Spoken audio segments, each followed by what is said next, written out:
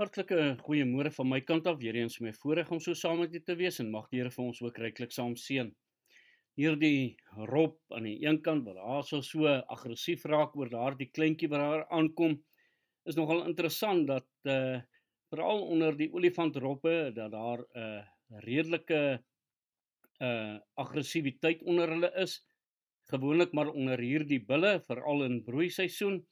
Dan kom hulle en hulle wil dan ook hulle kragte en daardie dominansie wil hulle dan ook bereik deur hulle sterkte te vertoon, harde stemme wat hulle dan ook het en dan ook fisiese gevegte wat hulle tydens hierdie tyd het.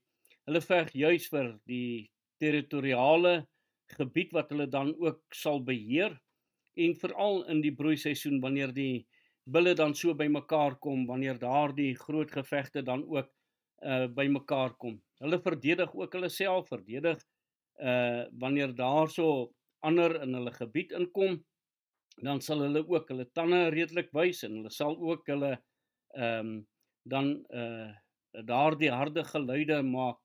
Jonger bulle is gewoonlik daar in die vlakwater waar hulle dan al hierdie dinge ook oefen. Net so interessantheid rondom hierdie gevegte.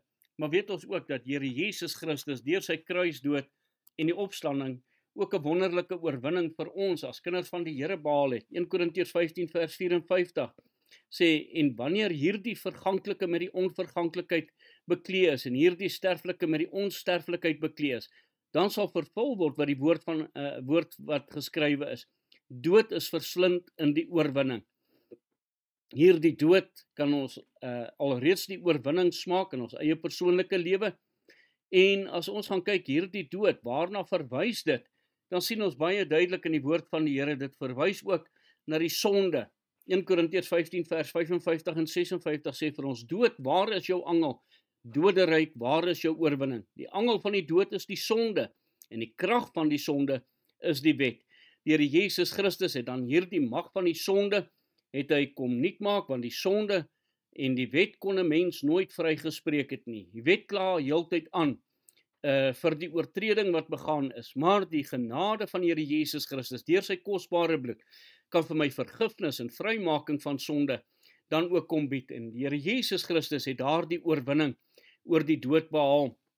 Ons lees ook in Hebreërs 2 vers 14, aangesien die kinders dan vlees en bloed deelagtig is, het hy dit ook op dieselfde manier deelagtig geword, sodat hy deur die dood hom kon nuut maak wat mag oor die dood het. Hierdie mag het die duiwel dan ook gehad, die mag oor hierdie dood, en die Here Jesus Christus het deur sy kosbare bloed, het hy ons duur gekoop, sodat daardie mag dan ook verbreek kan word, en ons oorwinning oor sonde in ons lewens ook dan kan behaal. Jesaja 25 vers 8, wat juis daarvan getuig, en hy sal die dood vir ewig vernietig, en die Here sal die trane van alle aangesigte afvee, en hy sal die smaad van sy volk van die hele aarde af wegneem, want die Here het dit gespreek.